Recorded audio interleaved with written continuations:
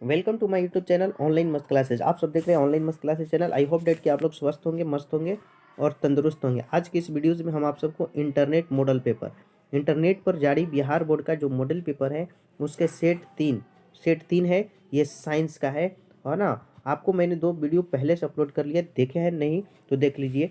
विषय कोड आपका 112 है। आपको 100% करेक्ट आंसर की मिलेगा और इसको देखना जरूरी है, क्योंकि अगर आप साइंस में चाहते हैं कि 80 ऑब्जेक्टिव में मेरा 40 का 40 सही हो तो सारे क्वेश्चंस मॉडल सेट से ही आने वाले हैं। 100% क्वेश्चंस इसी टाइप से रहते हैं, बस आपका रिवीजन करना है, क्योंकि रिवीजन में ही डिवीजन है। तो फटाफट वीडियो को लाइक कर दे और शेयर कर दे। शुरू करते हैं बिना टाइम के बर्बाद किए हुए। आप लोग भी फटाफट आंसर्स देंगे और मिलाएंगे कि आपके कितने सही होते हैं। चलिए शुरू करते हैं। फर्स्ट क्वेश्चन देखिए आपके सामने है। कह रहा है कि किसी दर्पण की फोकस दूरी ऋणात्मक होती है। कौन सा ऐसा दर्पण है जिसकी फोकस दूरी ऋणात्मक होती है? तो ऋणात्मक फोकस दूरी जो होती है आपका, इसमें बिल्कुल बी हो जाएगा। अवतल दर्पण की फोकस दूरी जो होती है ऋणात्मक होती है। ओके, 2 है। दर्पण की फोकस दूरी एफ और त्रिज्या, तो एफ बराबर r/2, बी हो जाएगा। 2 का बी सही है। 3 नंबर है सामान्य दृष्टि के लिए स्पर्श दृष्टि की न्यूनतम दूरी, तो न्यूनतम दूरी 25 सेंटीमीटर, 3 का बी सही हो जाएगा। 4 नंबर क्वेश्चन है आपका कि श्वेत प्रकाश का कौन सा रंग प्रिज्म से गुजरने के बाद सबसे कम झुकता है? तो सबसे कम झुकता है लाल। ठीक है। 5 है मानव आँख के रेटिना द्वारा बनाई गई छवि होती है। तो जो मानव नेत्र द्वारा छवि बनता है वो वास्तविक होता है और उल्टा होता है। 6 नंबर क्वेश्चन देखते हैं। आकाश का रंग नीला प्रतीत होता है। हाँ भाई, आकाश का रंग नीला प्रतीत होता है किसके कारण? तो बिल्कुल आपका बी हो जाएगा, प्रकाश के प्रकीर्णन, स्कैटरिंग ऑफ लाइट। 7 है किस दर्पण से वस्तु का प्रतिबिंब बड़ा बनता है? अगर वस्तु का बड़ा प्रतिबिंब बनना है तो आप अवतल दर्पण को यूज कर लीजिए और वस्तु को आप पी और एफ के बीच रख दीजिए। यहाँ जब वस्तु रहेगा तो उसका बड़ा बनेगा। ठीक है। 8 नंबर की ओर बढ़ते हैं। इसमें कह रहा है निम्नलिखित कौन सा लेंस निकट दृष्टि दोष को ठीक करने के लिए उपयोग किया जाता है? तो निकट दृष्टि दोष में सी हो जाएगा, अवतल लेंस। ठीक है। 9 नंबर है निम्नलिखित कौन सा उपकरण विद्युत धारा में उपस्थिति को दर्शाता है? तो यहाँ पे आपका बिल्कुल 9 में 100% सही, गैल्वेनोमीटर भी सही हो जाएगा। क्वेश्चन नंबर 10 है दाएं हाथ के अंगूठे के नियम का प्रतिपादन किसने किया था? तो दाएं हाथ के मैक्सवेल ने किया था, बिल्कुल 10 का डी हो जाएगा। ठीक है। और एक फ्लेमिंग भी है।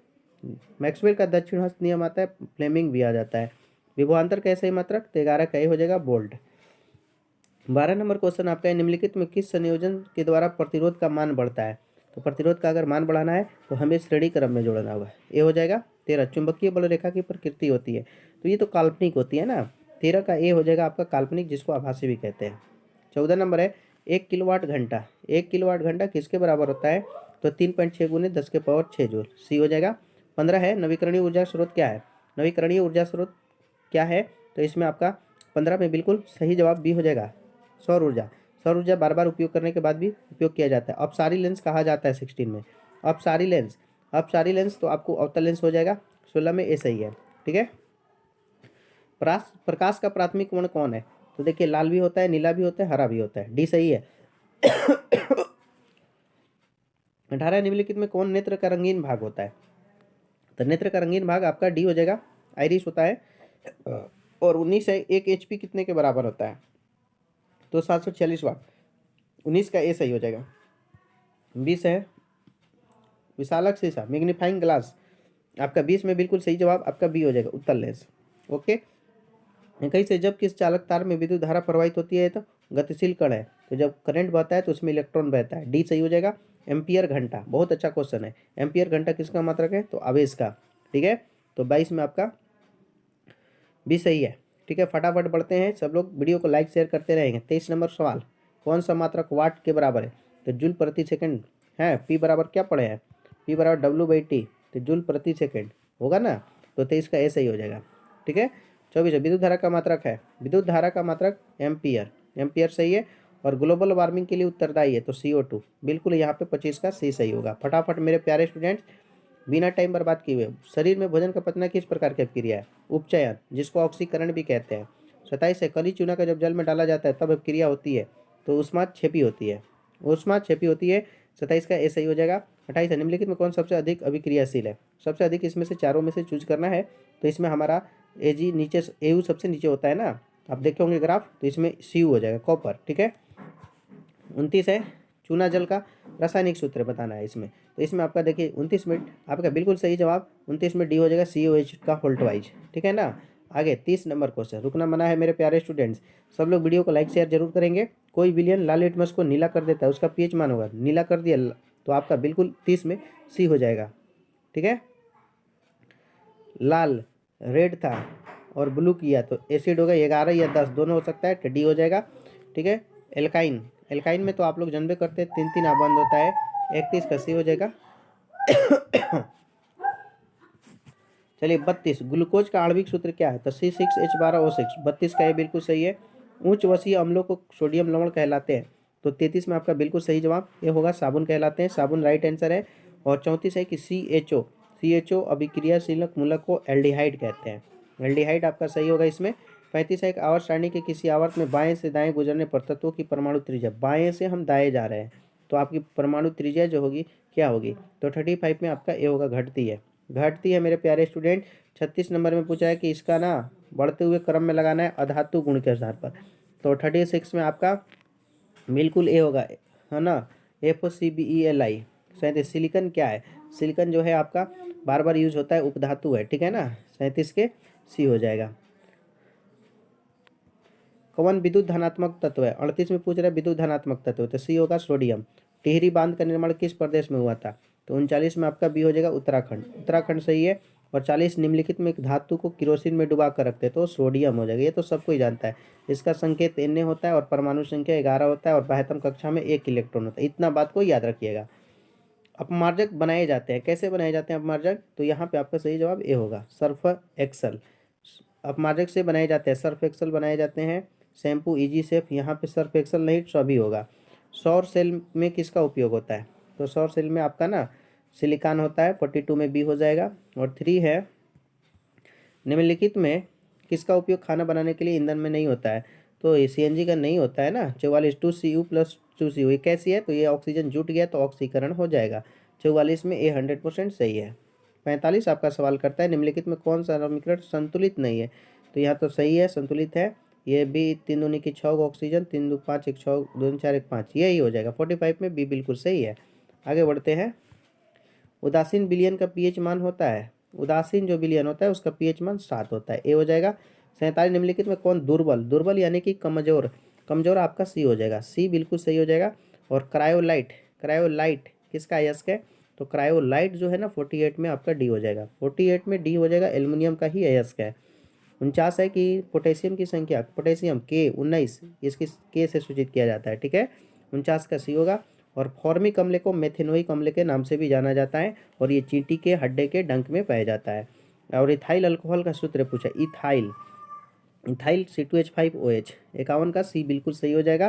फटाफट बढ़ रहे हैं बिना एल्काइन का, एल्काइन कौन है, एल्केन एल्किन एल्काइन है ना, तो यहाँ पे बिल्कुल सही जवाब आपका एल्काइन जो होगा 52 में ए हो जाएगा, ए सही है।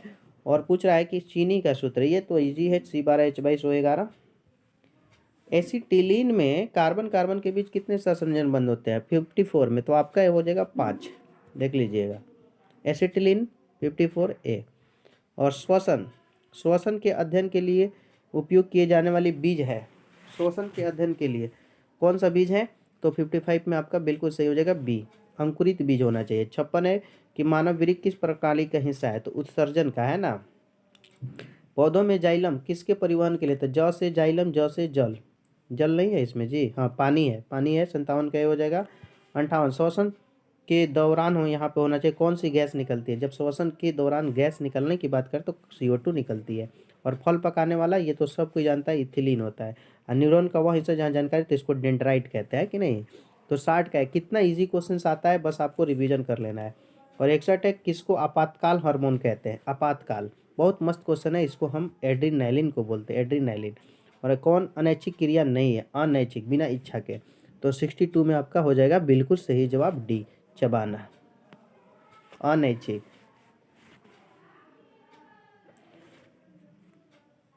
सॉरी यहाँ पे आपका ना दिल का धड़कन होगा, वो अपना मन से होता है, ऐच्छिक क्रिया नहीं, अनैच्छिक है। मानव गर्भ की अवधि कितनी होती है, गर्भ की अवधि, यहाँ पे आपका सही जवाब ये होगा 270 दिन। गंगा एक्शन प्लान कब आया था, 64 में, तो यहाँ पे आपका सही जवाब बी होगा 1981। 65 है मुकुलन द्वारा अलैंगिक जनन किस में होता है, तो ईस्ट में होता है, 65 का ए हो जाएगा। 66 है मेरे प्यारे स्टूडेंट्स कि बीमारी श्वसन तंत्र से संबंधित है। तो यहाँ पे 66 में आपका सही जवाब जो होगा बिल्कुल ही डी होगा। बी और सी दोनों, टीबी और एनीमिया। मनुष्य और अन्य मांसाहारी जीव किसका पाचन नहीं करते हैं? तो सेल्यूलोज का नहीं करते हैं ना। 67 का बी हो जाएगा। 68 ब्रेन हैमरेज का मुख्य कारण क्या है?